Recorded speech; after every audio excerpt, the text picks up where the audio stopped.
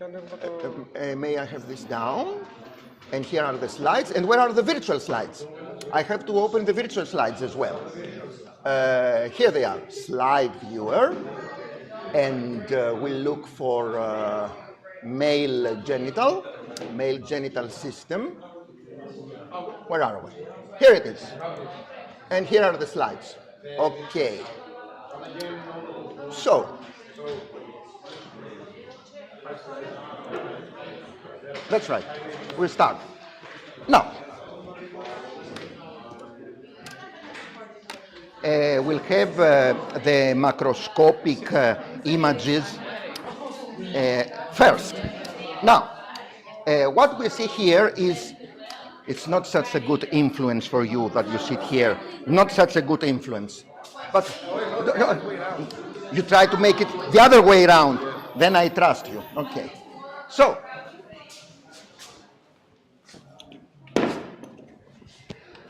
now, as you see the bladder from the interior in the image on the left, is there something you notice that is a bit not so normal? What can all these be here? Look, all these here. Which part of the bladder wall may have this appearance, and what is the cause of this?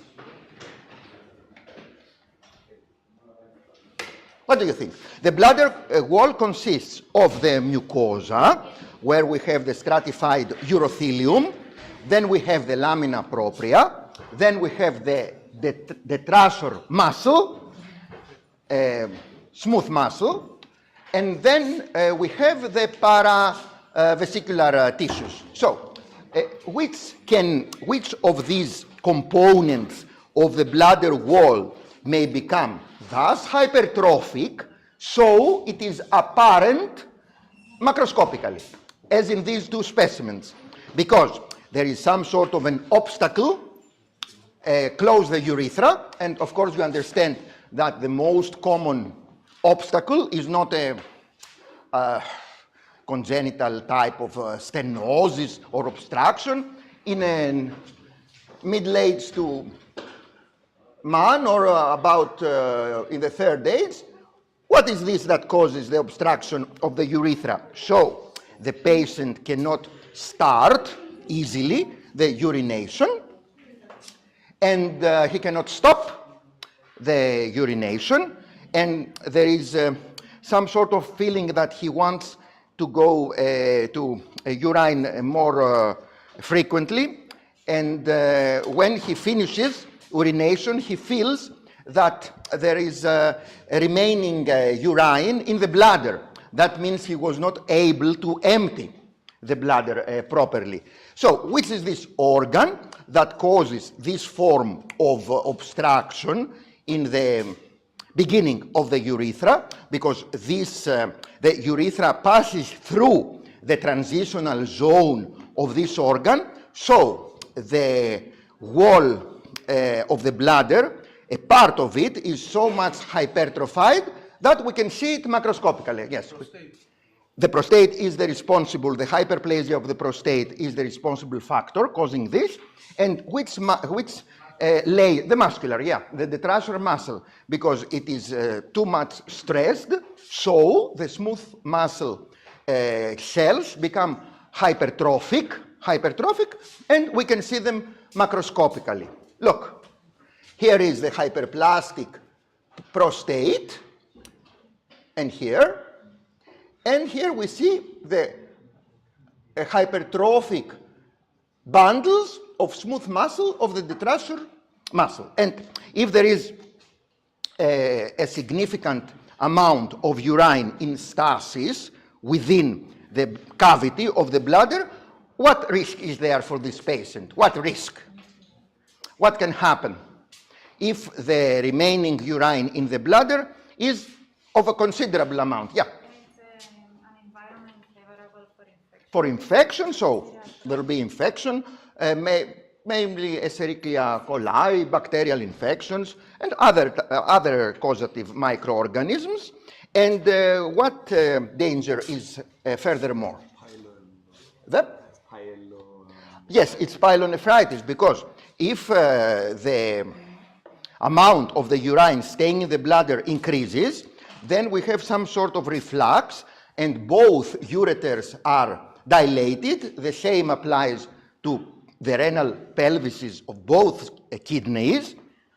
And finally, the two kidneys may be severely damaged by chronic pyelonephritis, meaning dilation of the pielocalcial system in both kidneys, in the present case, and atrophy of the renal parenchyma,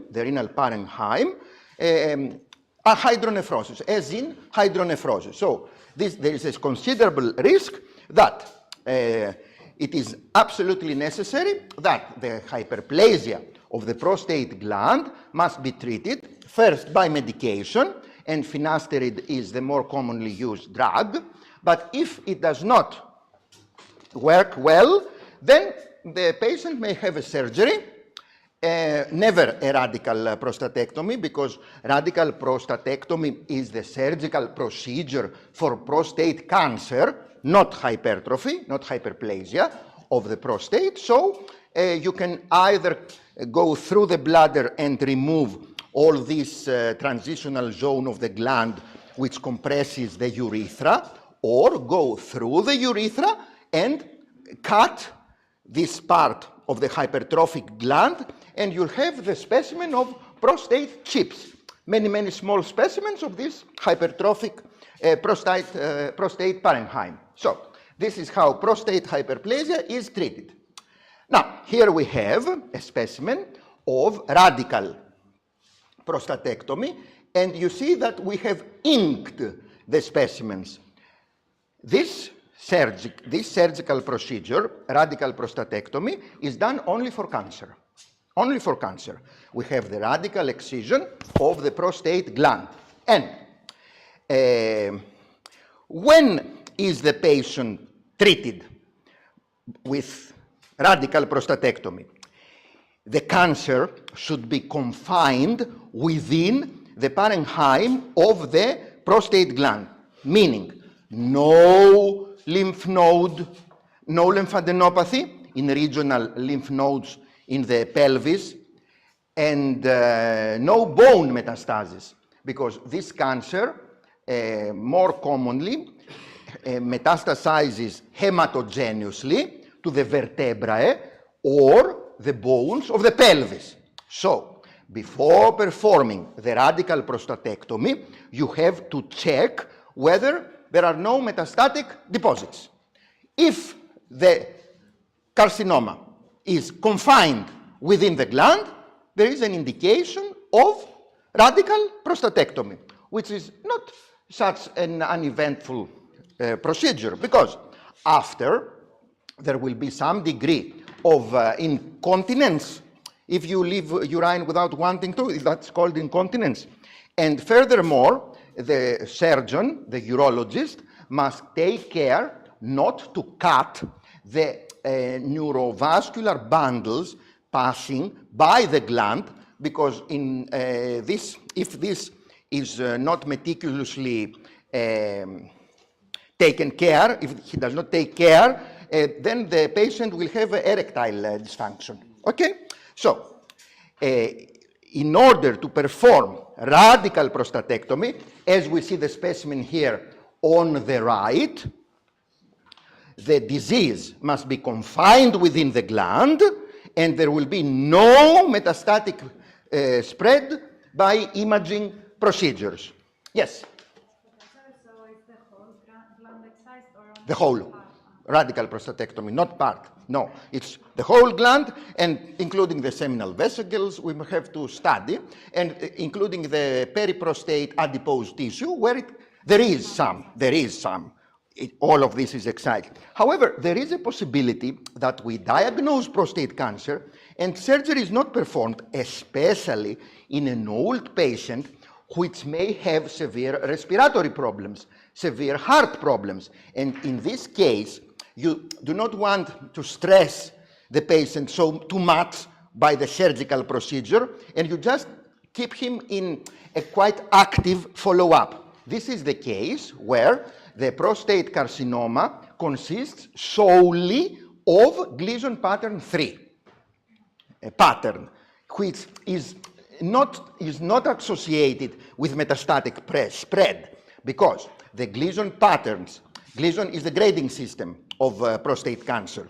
The Gleason patterns which are related to metastatic spread are Gleason patterns 4 and 5. So if the prostate cancer is somehow limited within the prostate, not involving the vast majority of the prostate parenchyma, and it consists solely of Gleason pattern 3, that means Gleason score 3 plus 3, 6, then you may have the patient on follow-up. There's no need for radical prostatectomy. But we'll discuss this when we'll see the slide. Yeah. Sir, when you remove your prostate, yeah, you become directly sterile, infertile, right? Infertile? Why? Because there is the prostate fluid. You can ejaculate, theoretically, but yes, because this has to do with the motility of the spermatozoas. As far as the number, it's okay, maybe normal. So in that case, if the absence of prostate fluid has to do with infertility, then you may take the spermatozoas and have in vitro fertilization of the ovum. There is such possibility. Yes. So this is a case that we see in the right image where cancer is macroscopically visible. Look where it is. It's not the rule.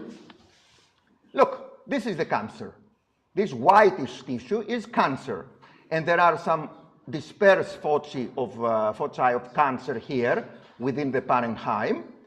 And this probably is cancer as well. And you see that we have inked the surgical specimen. Why so? Why have we inked the surgical specimen? Why? Yep. To see the margins. To check the margins. So, as far, this is of vital importance because there are some cases where radical prostatectomy on its own is not enough therapeutically. What do I mean? If we have extraprostatic cancer extension, that means we see malignant cells invading periprostate fat tissue in histology. Then radical prostatectomy is not enough because this is pathologic stage T3 with T3A when we have periprostatic tissue invasion, T3B when we have the muscular layer of seminal vesicles invaded by the prostate cancer cells. When we have P, pathologic stage T3, then radiation is necessary so as to prevent the recurrence of the tumor. And the other indication of radiation is when we have a positive margin. That means R1. Margin, staging of tumor invading the margin, R1, not R0. And the positive margin may be either within the periprostatic adipose tissue and soft tissues, but the positive margin can also refer to a part of the gland where there is no fat tissue beyond. That is erroneously called the prostatic capsule. It's not a real capsule, it's just where the prostate ends, the physical ending of the organ. When you see, and in this context, this area is the surgical margin without any fat tissue there. So, if you see prostate cancerous glands being not just in close proximity, but being on the inked margin, this is the positive margin. It's again R1, and this requires radiation for the patient. So the indications of radiation are extraprostatic expansion, either R0 or R1. If there is extraprostatic extension, you have radiation. Surgery is not enough therapeutically. Or we have T2, that means cancer confined within the prostate parenchyma. However, we have a positive capsular margin, either in the posterior, the posterolateral part, anywhere you anatomically find the invasion. So, invasion of the capsule and or extraprostatic invasion requires radiation for the patient. All right? So that's why we ink the periphery of the radical prostatectomy. Now, look here. Here are some vertebrae. Why does the bone appear thus solid and compact? Because there is diffuse infiltration of the bone of the vertebrae by the cancerous cells. Yes. So, when we have metastatic spread, this is not an indication of radical prostatectomy. You give androgen deprivation, and when you have a castration-resistant cancer, you give chemotherapy, and there is no meaning in removing the prostate gland. When there is metastatic disease, either in pelvic lymph nodes or βουβονικό, πώς λέγεται, βουβονική περιοχή.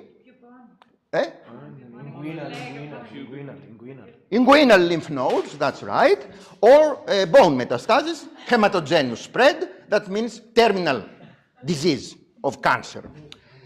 So, the metastases of prostate cancerous cells are most common osteoblastic. Thus, there is elevation of which enzyme in the patient's serum. If we have osteoblastic metastasis and the metastatic cells activate osteoblasts and produce an irregular type of osteoid, which enzyme is elevated in the patient of the serum who has a back pain, and you say, oh, a back pain in a grown-up, is it osteoarthritis? Is it some sort of osteoporosis causing the breaking, breaking of the vertebrae? No, it is metastasis. So you can suspect the metastatic spread to the bones of the vertebrae or the bones of the pelvis by the biochemical increase of alkaline phosphatase, the isoenzyme relevant to a bone, because there is the isoenzyme relevant to liver, a marker of cholestasis, as we have discussed in another chapter. So, however, sometimes the metastases are osteolytic, and thus, what is the reason in the serum of the patient when the metastatic cells activate osteoclasts and they absorb the bone? Hypercalcemia. Hypercalcemia. All right? That's correct. And sometimes they are mixed, osteoblastic and osteolytic. This is the metastatic spread. Here we have bone metastasis. And here there is a very rare case where the prostate cancer, shown here, look, this is the cancer, prostate cancer tissue, has invaded the, what's this? This organ, you see there is a layer, and this is the scrotum. So, which is this organ involved by metastatic spread of prostate cancer? The testis. This is very rare, very rare. However, some time ago, when the androgen deprivation therapy was not so well established, in order to remove the hormone stimulus for prostate cancer cells, orchidectomies were performed, and the testicles were surgically removed so that there will be no hormonal stimulation of the prostate cancer cells. And nowadays, this is no longer a therapeutic option, because when prostate cancer is diagnosed, the patient starts androgen deprivation therapy, and the disease is controlled for quite a long time. Unfortunately, in some cases, a hormone-independent clone of cancer cell, thus requiring chemotherapy. That's when the patient goes to the oncologist. Before that, the urologist handles the therapeutic protocol for the patient. So that's all we have to say for prostate. And here is the testis. We have cut. This is an orchidectomy specimen, and not for cancer. The testicular parenchyma appears relatively normal. However, here in the epididymitis, this is the spermatic cord, you can see all this tissue. There is an increase and edema in this area of the epididymitis. And what is this friable tissue appearing somehow greenish to yellow? What can this be from a macroscopic point of view if you see this sort of material? And to help you, this is some sort of an inflammatory exudate. So if you see an inflammatory exudate being greenish, light green or yellow, what do you think? Pus. Yes, this is an acute epididymorrhitis. Okay, the testicular parenchyma looks normal. However, in the microscopic evaluation, there were multiple microabscesses within the testicular parenchyma. But as far as epididymis is concerned, there is evident purulent exudate. So a bacterial is responsible. In general, when you treat infections in the prostate gland and in the testis, you have to use specific antibiotics, because in these two organs there is a blood to the organ barrier which all drugs cannot pass. So you have to select specific antibiotics that they are within the spectrum of the microorganism you want to eradicate, but they can also be capable of passing from the blood within the parenchyma, either the prostate, both the prostate or the testis. Okay? And here there is, on the right, there is another case of epididymitis where the necrotic material is not so compatible with the liquefactive necrosis we previously saw, the pus, the purulent exudate, but it is caseous-like here. So what is the cause of this infection of the epididymis? What is the cause if we have a caseous-like necrotic material? What is the cause? Which is the site of the male genital system, most commonly involved by this specific inflammation. Caseous necrosis tells us that this is what? Caseous necrosis, caseous, which is the responsible microorganism. Who has done the first the previous semester inflammation? Oh no, not him again, not him. Caseous necrosis. Oh, yeah. Yeah, tuberculosis. Yes, of course, this is tuberculosis. Oh. Okay. The part of the male genital system most commonly involved by tuberculosis is the epididymitis. Okay? And here we have tumors of the testis in the adult. This quite homogeneous tumor of quite an increased diameter replacing the majority of the testicular parenchyma is a seminoma. It is very homogeneous, the cut surface is homogeneous, and the color is like somehow light salmon. That means orange to pink, somehow. However, here we have an irregular tumor, necrotic, and of another consistency, which is compatible with embryonal carcinoma, another type of testicular germ cell tumor.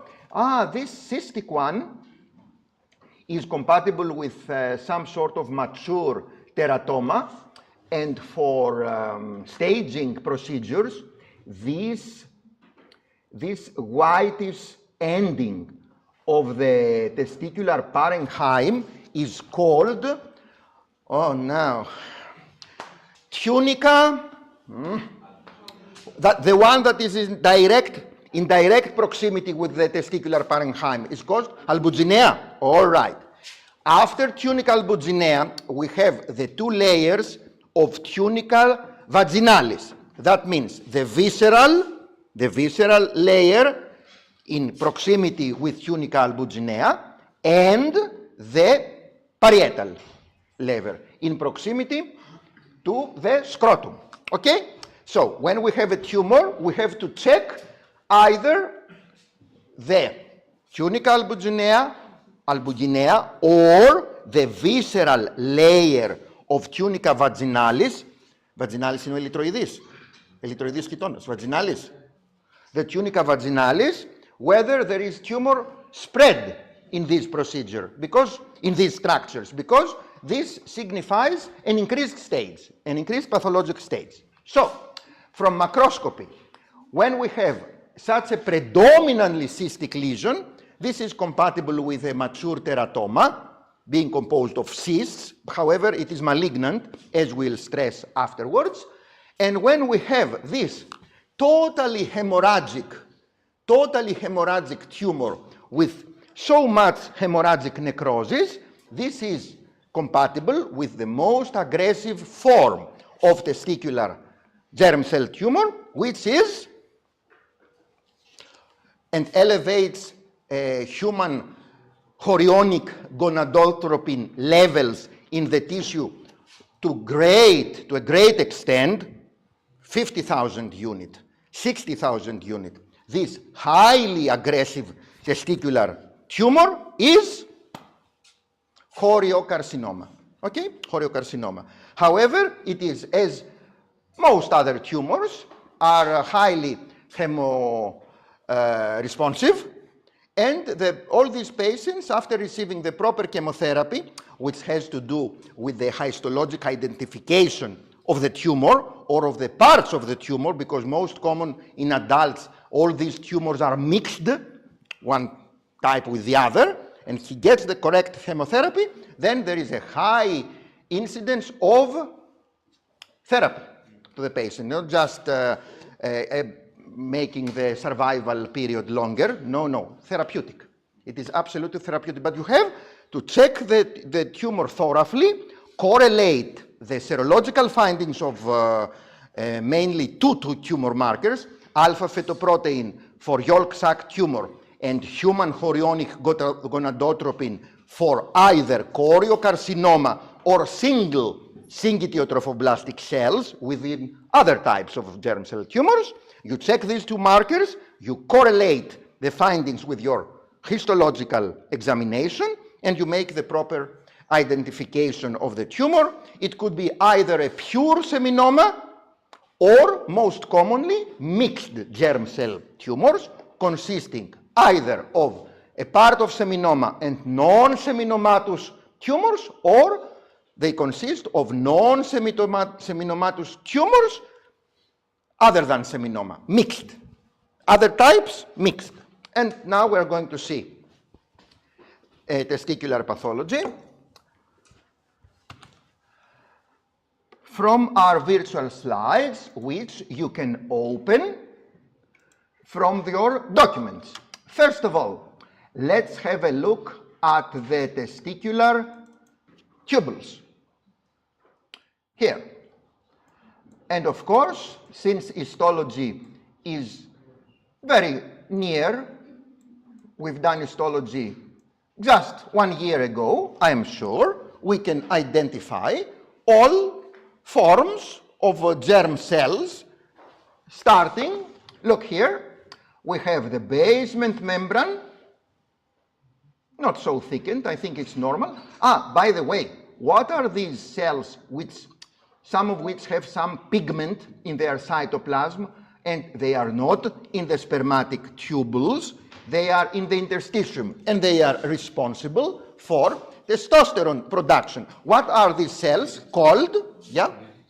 Leydig cells. Yes, here are the Leydig cells. And now we have the germ cells within the tubules. So these which are very close to the basement membrane are called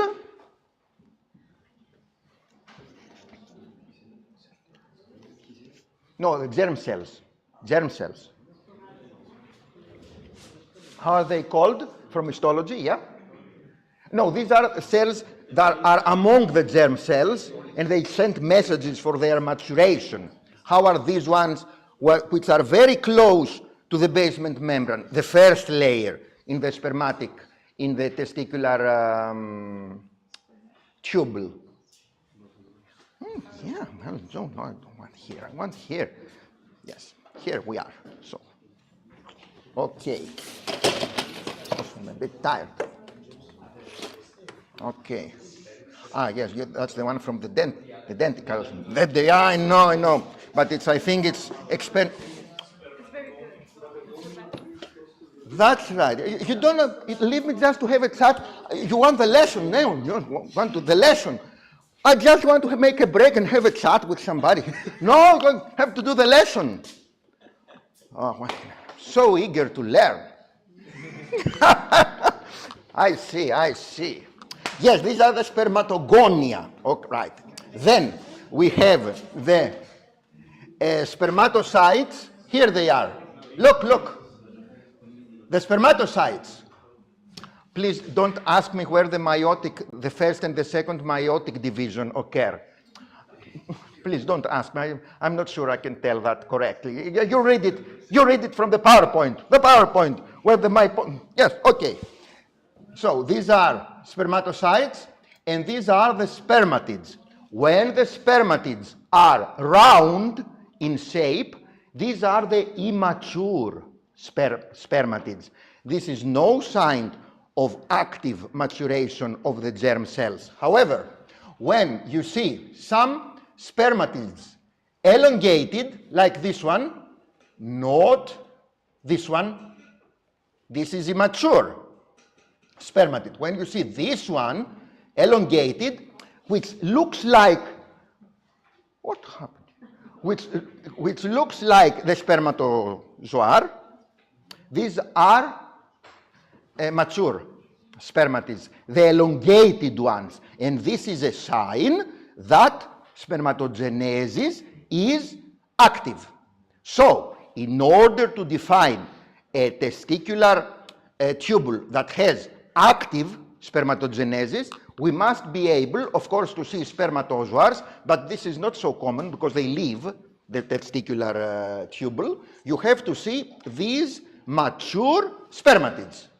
However, there is some sort of abnormal pattern where you see the elongated spermatids. However, the layers of the remaining germ cells are diminished in thickened. This pattern is called hypospermatogenesis. Hypospermatogenesis. And it may be related to some sort of infertility. However, I didn't tell you. What's the indication of performing a testicular biopsy in a male with problems of fertility? The main indication is non-obstructive azoospermia. That means you have the spermogram and there are no spermatozoars. However, there is no evident sign of obstruction. In this case, you perform the testicular biopsy. And before we look at the microscope, the sample at the microscope, we have to know the hormonal features of the male, meaning FSH, LH, estrogens, testosterone, and thyroid hormones, because many cases of hypothyroidism are connected with male infertility.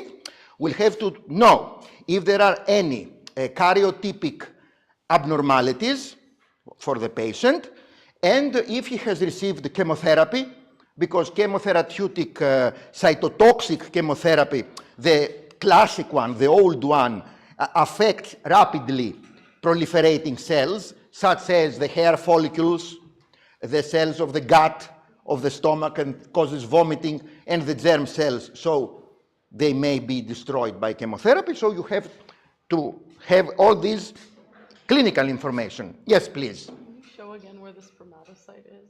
Ah, the spermatocyte. Here they are. Look, this. These are the spermatocytes. Spermatogonia, spermatocytes, immature spermatids, and mature. And I think this may be a Sertoli cell with the elongated nucleus. So this is quite normal. Let's go to this one here. Look. What do you see here?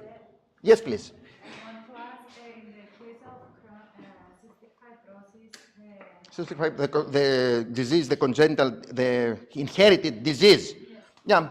What's happened in the testis? I'm not sure. is obstructive or not? I'm not sure to answer because it's a matter of having mucus plugs and all this. If this causes obstruction in some parts of the spermatic cord, I have to check it up. Theoretically, it could be, but I'm not sure. I have to check it up. Yep. We said prostatectomy before it leads to azoospermia. Prostatectomy, why? If you remove the prostate gland, no, the motility is affected by the prostatic fluid, not the number of the spermatozoa. Their motility has to do with the prostate fluid. It is a cause of infertility, but not related to the number of spermatozoars. Okay? Yep. In the normal histology, can we see the basal cells? The spermatogonia, of course. These are the basal cells, the spermatogonia? Yes, base, they are close to the basement membrane. They are not called basal cells, as in the prostate. The more immature, spermatogonia. Yeah. So, what's the abnormal pattern here? Look. We can see spermatogonia, spermatocytes, but no spermatids. So, this is germ cell arrest. No spermatids. And this is an arrest in the stage of spermatocyte. If we saw immature spermatids, it would also be spermatocytic arrest, but it would be late. And if you saw only spermatogonia, it would be early spermatocytic arrest. Like here, look at this tubule. There are some spermatogonia, but all these cells with somehow all these processes they have, you see? And they are like wind blowing and moving them. All these are not germ cells. So, which other type of cells are present within the spermatic tubule? Which other side of cells? Sertoli cells, yes, these are Sertoli cells. All right? So, all these patterns, abnormal patterns, rarely are the only pattern that you see in the whole tumor of the testicular parenchyma checked by the biopsy. Most common, the patterns are mixed. So, what do? We number the spermatic tubules and we say, in these tubules, we have normal spermatogenesis, meaning that we see at least elongated spermatids. In this portion of the tubules, we see arrest. In the other, we see hyperspermatogenesis. And, yes? Oh, I was just gonna ask if you can repeat the early arrest versus the late arrest. Late arrest is when you see immature spermatids, the round ones.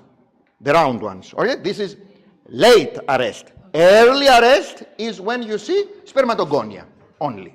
Early arrest. You see germ cells, but the primitive ones. Okay?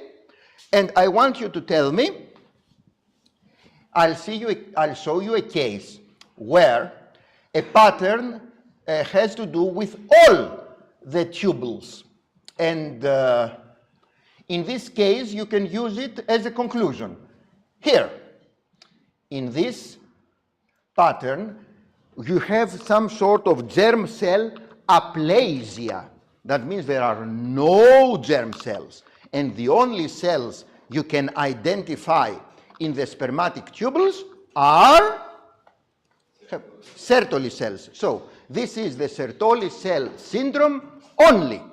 The only Sertoli cell syndrome. That means you see nothing else but testicular tubules which have only Sertoli cells. In this case, you can use that as a conclusion to your report. This is not common. In all other cases, there are mixed patterns, mixed abnormal patterns, so you have to quantify them. Okay, now let's pass.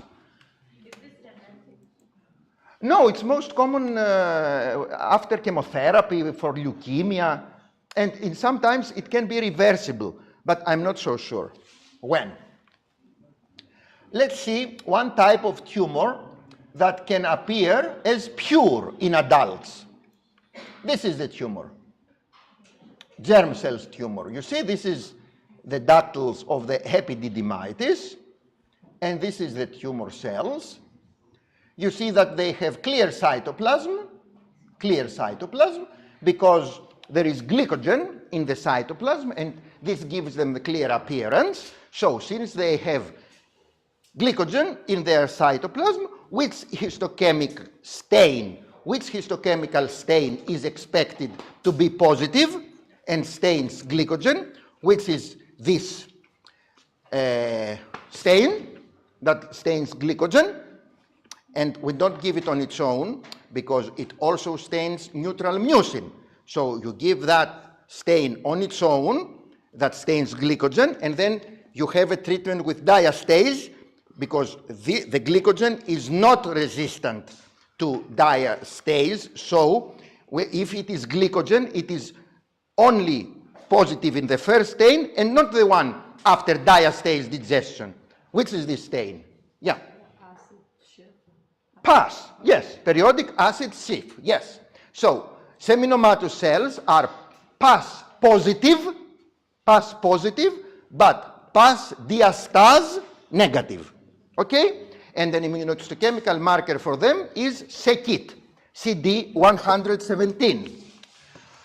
The nuclei are either rectangular or somehow round, and commonly, there are some nucleoli apparent, like here. And there are all these septa dividing the clusters of seminomatous cells. This is a pure seminoma. And what cells can we find in some septa? Here there are an increased number. You see? All these cells in the fibrous septa. And these are evidence of the immune response of the host to the seminomatous cells. What are these cells there? Excellent, lymphocytes. Where do the lamps turn on? Where do they turn? Where is the... Yes, I want the Christmas tree. I want to see the Christmas tree. It's okay. Great. Yes. Okay. So, it's Christmas time, so it's not time for lessons and all this. It's not time for all this trouble. No. So, that's the end of the lesson. So, you only have one slide for the midterm exam, this one, and not the other slides. Not the germ cell, the seminoma as well. Okay, I'll tell the rest. Okay, you are you want to learn them all. I know. You want to learn them all, the germ cell tumors, not just the seminoma and the patterns of infertility. You want to learn them all. I'm so sorry. Where did I find you and you found me? What was this fatal meeting we had? Karma, it was karma, yes. Okay, now you see the lymphocytes, okay? There are evidence of an immune response against the malignant cells, the seminomatous cells. However, sometimes seminomas can do that. I'll show you. Look at the other seminoma. This one. You see here that where the tumor was, there no longer is. It has been replaced by fibrous tissue, rather acellular fibrous tissue, and here there is a part of viable seminomatous cells with quite a lot of lymphocytes within them. And let's have a look at these cells, because look at this one. How can you describe this nucleus? Look at it. Look. How can you describe this?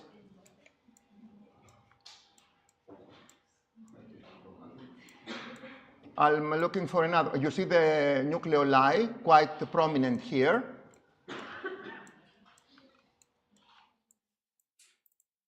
Possibly this one as well.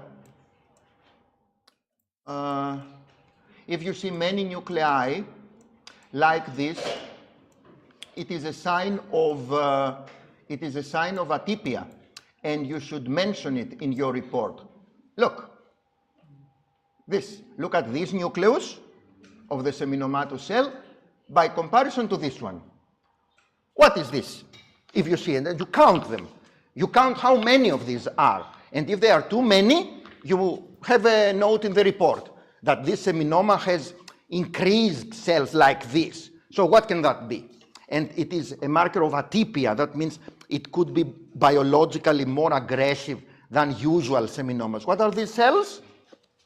I'm sure you know, because this is the cell, and the nucleus has become some sort of a line, and then we'll have the spindle. We'll have the how is that called? What are they? Mitotic. Yes, these are mitotic cells. So if there is an increased mitotic activity within a seminoma, you should take a note, because this is a sign of atypia. And another sign of atypia is this one, which should also be noted and quantified in pathologic reports. You see that this area may be eosinophilic, however, it is different in consistency with this one. This one is fibrous tissue. You see acellular fibrous tissue being composed of collagen fibers. What can this be? This is not scar tissue. What is this? It stains with eosin, pink. It stains pink. However, it does not have the fibrous consistency of the collagen fibers. So, what can this area of the tumor be and appear like that on the right? What can it be? Yeah. Necrosis. So, if you have increased necrotic activity, you also mention it, except if the patient has already taken chemotherapy. Because if the patient has taken chemotherapy, this is not a sign of aggressiveness, it is a sign of response. to chemotherapy because it has become necrotic due to chemotherapy. So you should always know before reporting the amount of necrosis within a tumor, you must have the correlation with the patient's history if he has received chemotherapy, because the necrotic tissue could be a response to the chemotherapeutic regimen. So this is the seminoma which has left the primary site of development, and unfortunately, when you see this is regression, this is called tumor regression, when there is spontaneous disappearance of a tumor from its primary site, and on first thoughts it looks like that it is something good.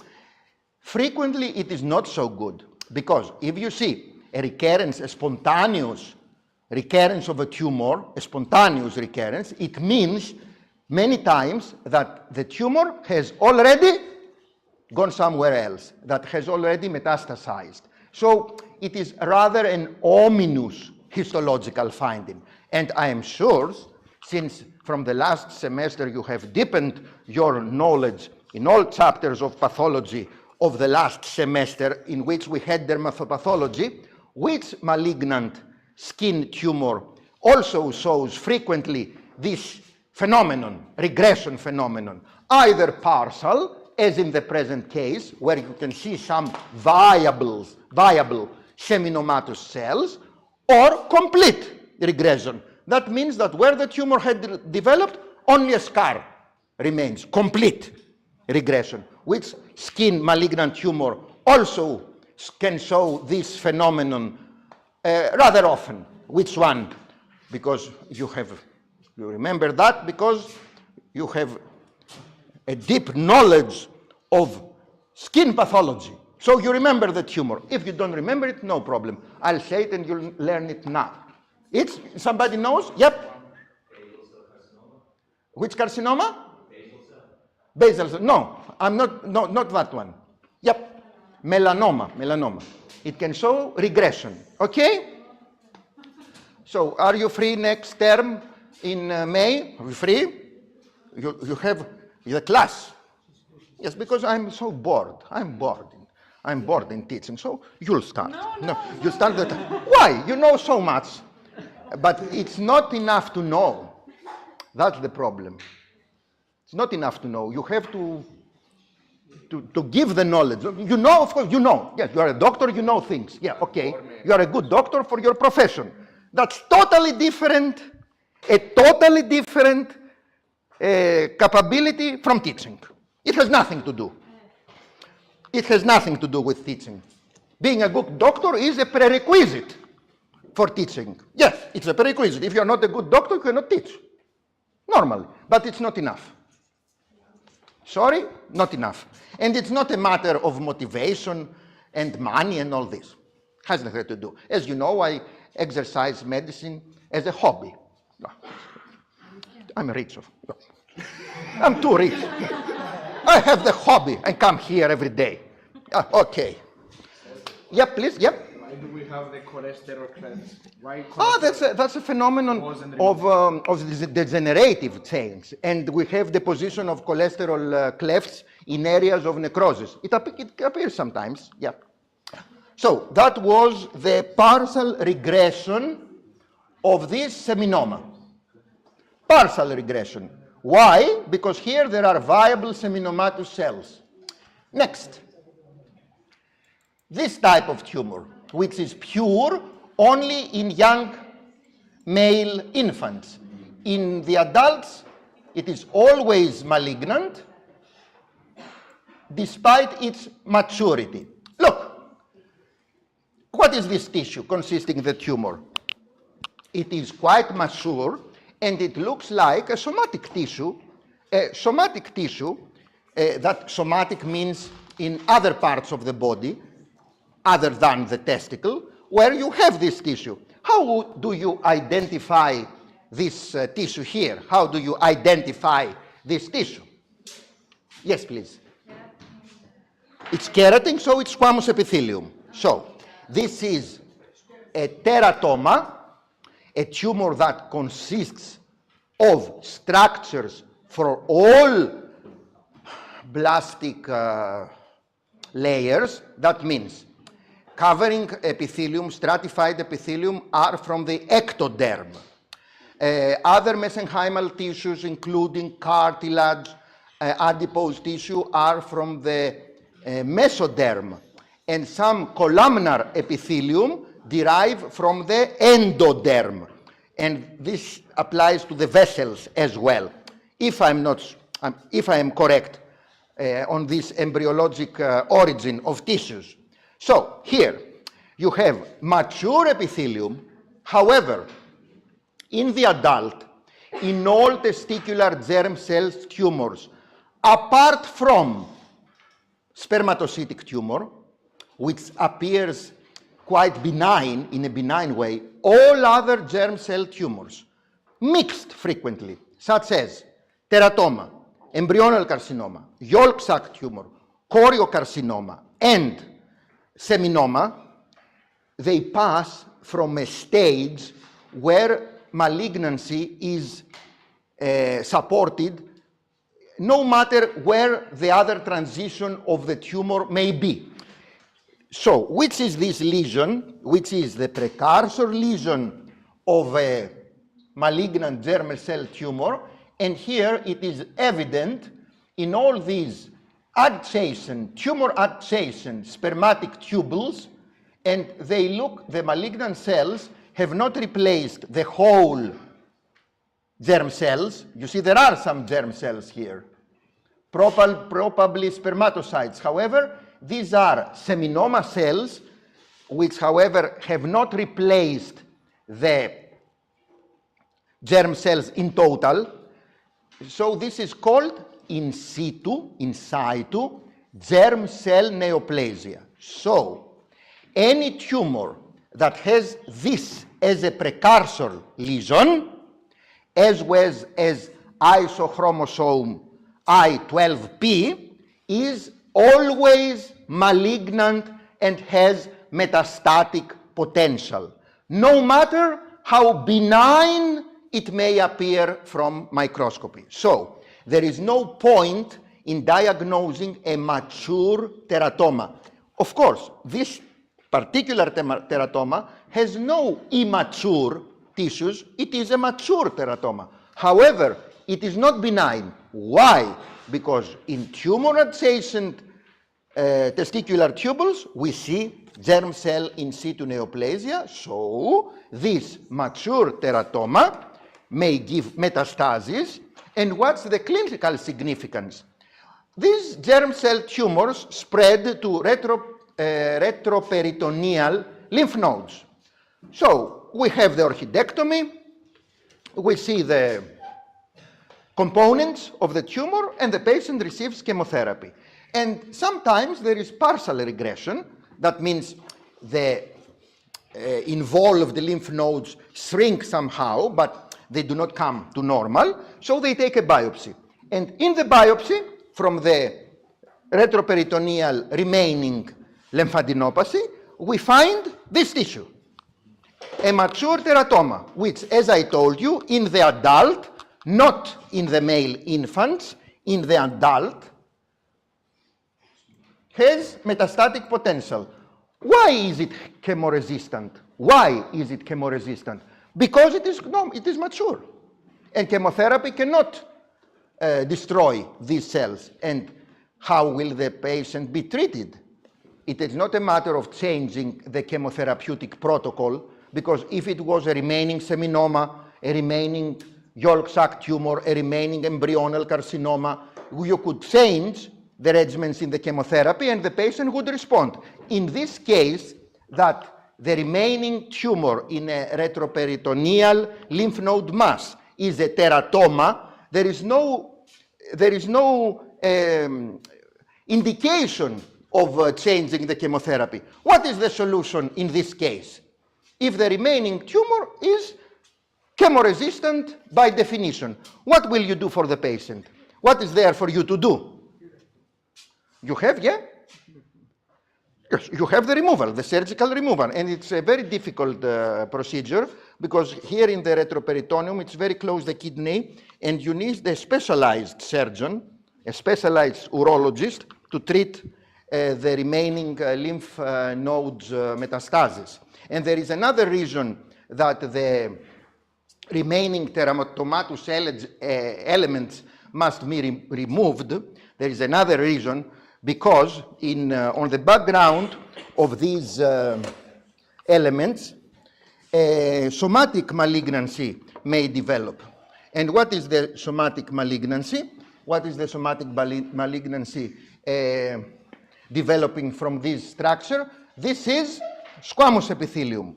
How do you name the tumor, the malignant tumor deriving from squamous epithelium? What's the name? Squamous cell carcinoma. If it had cartilage, it would be a chondrosarcoma. If it had glandular epithelium, it would be an adenocarcinoma. These are somatic type malignancies, complicating the presence of such mature elements.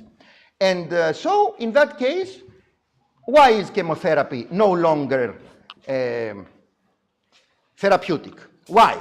If you have a somatic type malignancy that gives metastasis, for example, to the liver, why can it cannot be properly treated by chemotherapy, and this necessitates the complete removal of remaining teratomatous elements in a retroperitoneal site? Yeah? Because it's in, no, I don't think that's Because the patient is taking chemotherapy from the first tumor he had in the testicle. So the malignant cells learn, yes, and they have chemoresistance. So the only way to prevent such a dangerous complication is removal.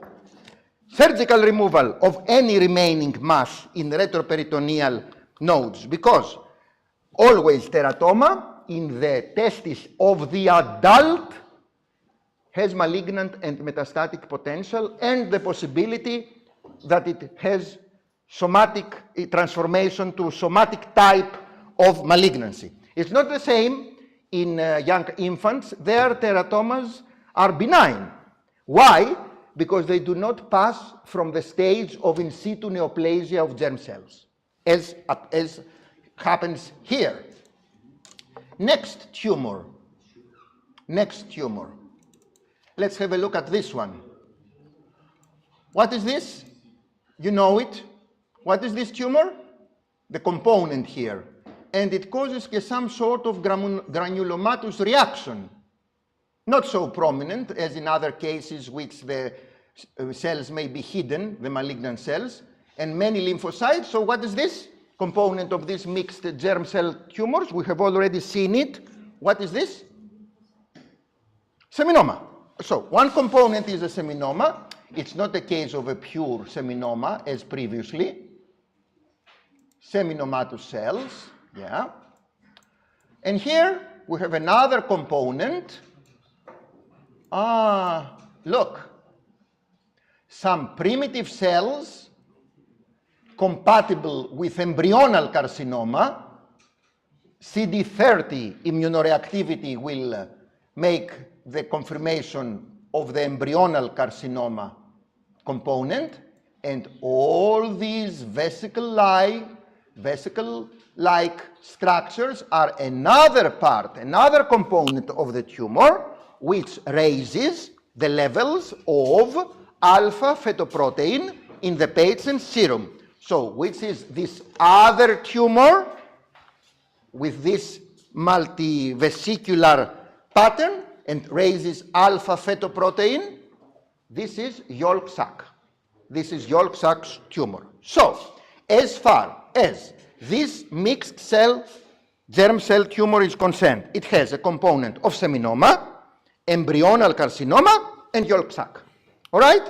So you have to correlate the yolk sac component with, bless you, with the levels of alpha fetoprotein. Yeah, please? No, this one raises the a beta subunit of human chorionic gonadotropin. We'll see it next. It raises another tumor marker, choriocarcinoma. It's that one, the HCG, is also what the test pregnancy raises. So if a male has this tumor that secretes human gonadotropin, he may have a false positive pregnancy test. However, when we see this component, here it is. This is hemorrhagic necrosis, and these are the syncytiotrophoblasts secreting human chorionic gonadotropin. However, it is of great importance to distinguish the choriocarcinoma, rarely on its own, in a germ cell tumor of the adult, from other types of germ cell tumors containing single syncytiotrophoblastic cells. Because when you diagnose a choriocarcinoma, you give too strong chemotherapy. It is chemo-responsive, but it needs a great burden of chemotherapy, and it will stress the organism of the patient too much. So there is no need to give such excessive chemotherapy if there is no choriocarcinoma. So how can you tell the difference between the choriocarcinomatous component of a mixed germ cell tumor requiring too strong chemotherapy from the presence of single syncytiotrophoblastic cells within other types of tumors, within seminoma, within yolk sac tumor? How can you tell? It's a matter of how increased the levels of human chorionic gonadotropin are. If you have a mild to moderate increase in HCG levels, then the most possible thing is that you have single syncytiotrophoblastic cells. So there is no choriocarcinoma, no need for the excessive chemotherapeutic treatment. If the levels of human chorionic gonadotropin raises too much, 50,000, not 500, 50,000, then you have to search for a choriocarcinomatous component, because if you are not able to find it within the tumor parenchyma, perhaps it is a component that has already metastasized somewhere else. And there is always such a possibility. You should always correlate your histological findings with the serum cancer tumor markers, the tumor markers positivity. So in this case, however, there is a morphological clue that is consistent with a choriocarcinomatous component and not single syncytiotrophoblastic cells. And this morphological feature is the biphasic pattern. That means they look like the villi of the placenta, which, as you know from histology, contain two types of cells: the syncytiotrophoblastic cells forming some sort of cap, and beyond the cap of the syncytiotrophoblastic cells, these cells reside. Which are these cells? Here are the syncytiotrophoblastic cells, and here are the other population, closely related to the syncytiotrophoblasts. This is the biphasic pattern, which would not be apparent in germ cell tumors harboring single syncytiotrophoblastic cells. Do you remember the name of the other cells? We have syncytiotrophoblasts and cytotrophoblasts. And what is the challenge here for the pathologist? With which tumor we have already seen do these cells with rather clear cytoplasm resemble? And it's a totally different tumor requiring other types of chemotherapy, not those that a choriocarcinoma requires. Which cells do cytotrophoblasts look like. We saw a tumor consisting of similar cells with clear cytoplasm. Do you remember this tumor, which should enter our differential diagnosis? Oh no, I have to do it from the beginning. Okay, thanks. It's from 12:30, so it's still 12:30, so we'll find time and have a revision, a nice revision, yes. What do they look like? They have the seminomatous cells, yeah. So you have to perform immunohistochemistry because seminomatous cells are positive for c-KIT, CD117, whereas, in contrast, cytotrophoblastic cells are positive for GATA3. Okay? So in this context, you make the differential diagnosis, and you know that this is a choriocarcinomatous component, highly aggressive, which requires intense chemotherapy. Okay?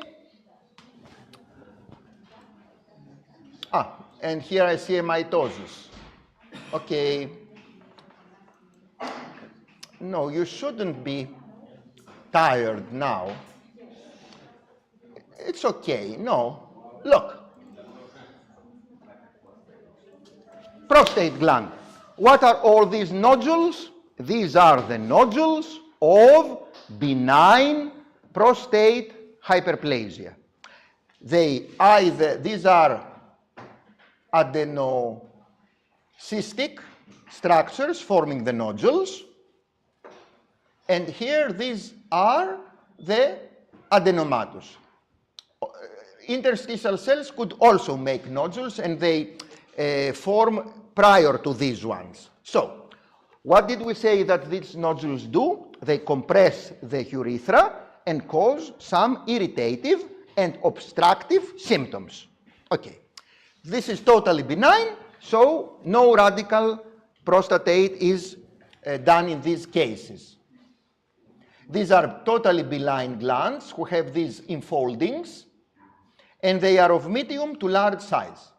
Now, let's have a look at another case of glandular hyperplasia and see what has happened within this nodule. Cystically dilated glands with flattened acinar cells. And in this area here, how could you describe this area? Because as the nodules grow of benign prostatic hyperplasia, they compress some vessels, and so excellent, an infarct, coagulative necrosis, an area of coagulative necrosis may develop within the prostate gland, and this is frequently accompanied by metaplastic changes, rather worrisome in the remaining nearby glands, which may be confusing in the direction of a carcinoma. It has nothing to do with carcinoma. When we have prostate infarcts like this one, metaplasia is not related to malignancy. And now let's have a look at prostate cancer. These are the metaplastic glands. They have changed, the acinar cells have changed in morphology. Now, before looking at prostate cancer, I want you to tell me what is wrong with these non-cancerous glands. What is there in their lumina? What is there in their lumen? What are these cells? Look, there are the acinar cells and basal cells. It's not cancer, because in cancer there is total absence of basal cells in cancerous glands. It's not the case here. These are non-cancerous glands. However, there is something filling their lumen. No, you have just the dermatopathology course, not the male genital, because this is my field of expertise. I cannot give you that. It's okay. It's okay. Don't do good. So, what are the cells? You know them. You know to identify them now. I'm sure you do. What do they form within the glands? What are these cells? Have a look at their nuclei. How do they look like? Which cells have such nuclei? So, all right. Nice. You haven't opened the slides. Haven't opened the slides from the documents. Because all these, there are the links that you can open your slides, like me, in the documents. I don't know if Nico has to. Oh, it's okay. So, you take pictures. All right. When you take me, not directly, you make that, the profile. Or you take my picture, not like this, take me like that. Okay. So what are these cells? Don't delay, because I want to finish. I want to finish in 10 minutes. So don't. Who found them? Who can tell me what are these cells and what lesion do they make? Are they indicative of? What are these cells? Look at their nuclei. Look, I'll have higher magnification.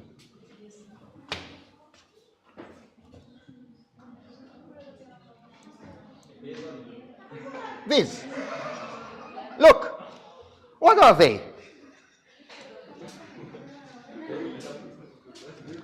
Well, of course, they are neutrophils. So this is acute. These are microabscesses within the lumen of prostate glands. So when this patient has relevant clinical symptoms, prostatitis is diagnosed. It's rarely a matter of histology. We just describe lesions of acute inflammation, because in order that prostatitis is diagnosed, the patient must have clinical symptoms. That means pain during urination, fever, and other signs and symptoms of inflammation. So, now, here we have all this nodule, which is different from the adjacent one because it consists of small glands. And when you see small glands within the prostate parenchyma, it may be malignant. So how do you check? You have immunohistochemistry for basal cell markers, namely high molecular weight cytokeratin or P63, in conjunction. These should be absent in cancerous glands because cancerous glands are devoid of basal cells, no basal cells at all. Other markers that favor malignancy are ERG, which is expressed in the nuclei of carcinomatous cells, and racemase, which is expressed in the cytoplasm of carcinomatous cells. So, if these cells that form a nodule are proven to be malignant, this is a very, very low-grade prostate cancer resembling adenosis, that means atypical adenomatous hyperplasia, which, however, it may be histologically cancer because all these small glands tightly packed are devoid of basal cells. However, it is of minimal aggressiveness, and clinically it is not cancer. This is compatible with tumor patterns 1 and 2 in the Gleason grading system. These patterns are nowadays only of historical interest. Very rarely do we observe them in specimens.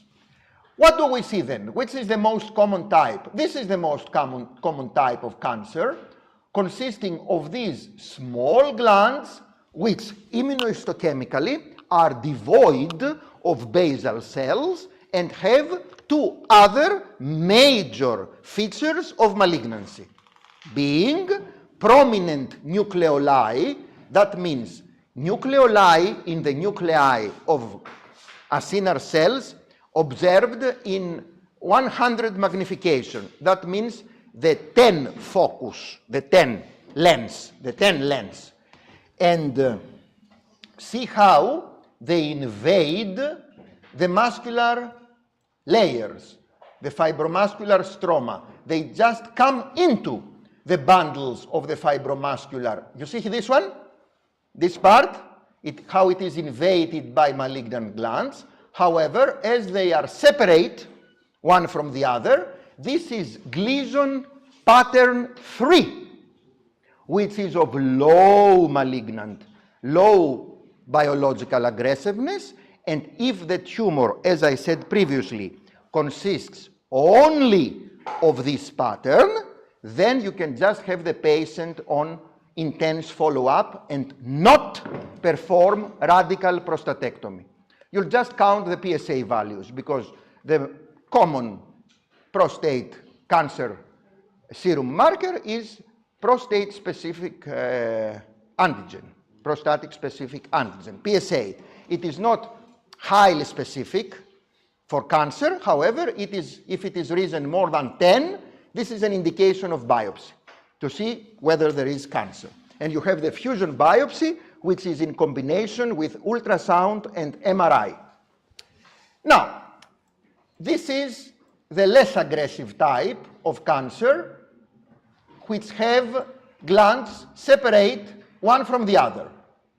This is not the case in this cancer, where, by contrast, you see that there is some, you can understand lumen here.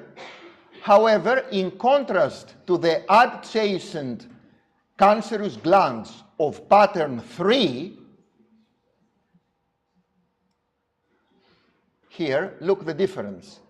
You see that these glands coalesce, come all together, and they make cribriform structures. Excellent. These cribriform structures are the ones within the features of Gleason pattern 4 that give metastasis. So, when we have a Gleason pattern 4 component, we should always tell if there are cribriform structures within it, within this pattern, Gleason pattern 4. And we always do the score. If we have one Gleason pattern, we duplicate it and say this is Gleason score 8, 4 plus 4, or this is Gleason score 6, 3 plus 3. And we have, thus, we have 5 prognostic groups. The one is of Gleason score up to 6, 3 plus 3. It is the least aggressive. Great. Then we have Gleason score 7 with pattern 3 predominant and pattern 4 secondary. We have pattern 4. If it is, the tumor is confined in the gland, we perform radical prostatectomy. Then we have group 3. It's Gleason score 7 with pattern 4 predominant and pattern 3 secondary. This is more aggressive. Why?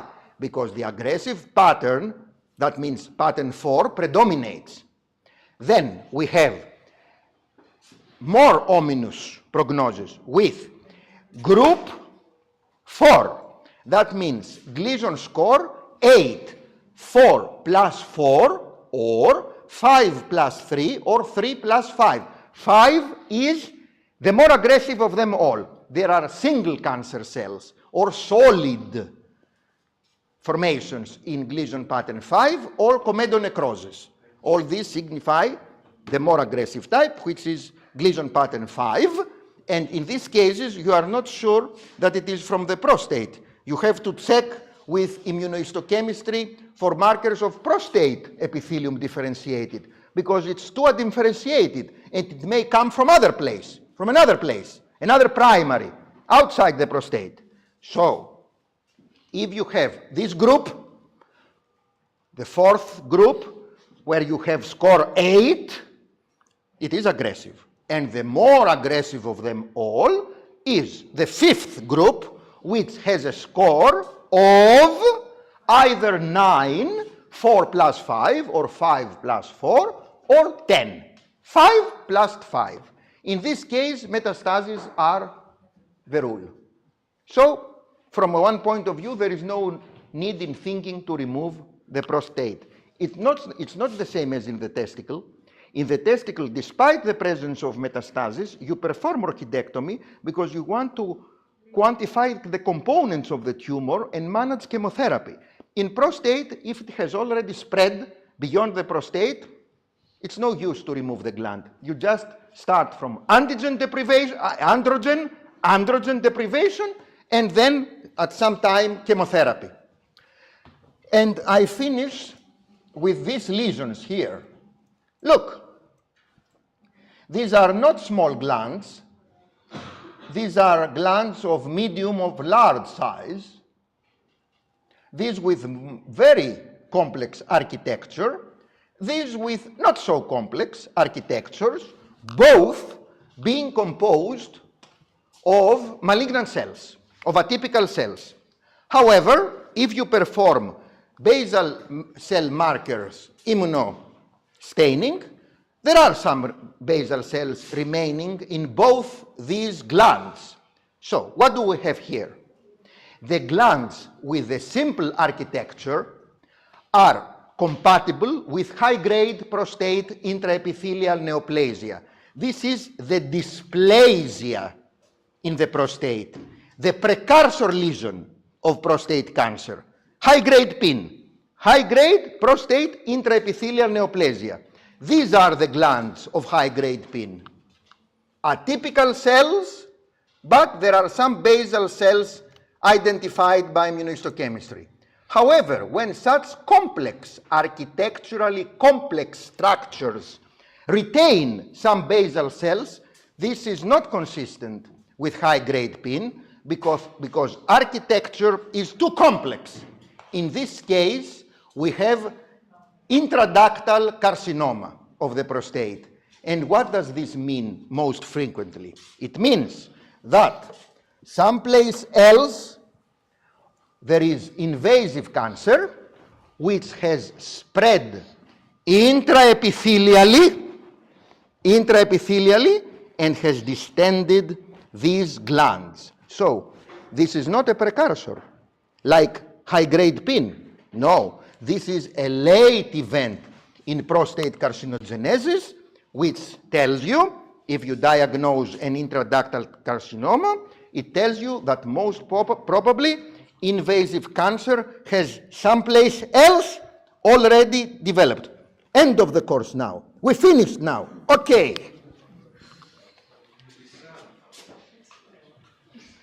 Yes, it's 12:01.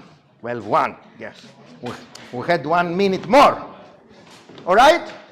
So I expect you either tomorrow, 11 to 12, or Friday, 11 to 12, to have the 5-second midterm oral exam. Yes, practical exam. I have many questions. Yes, well, come to my office where I'll have an exam with one colleague, and then you'll ask me the questions. Do you have time? Yes, of course you can. Just a moment. Here we are.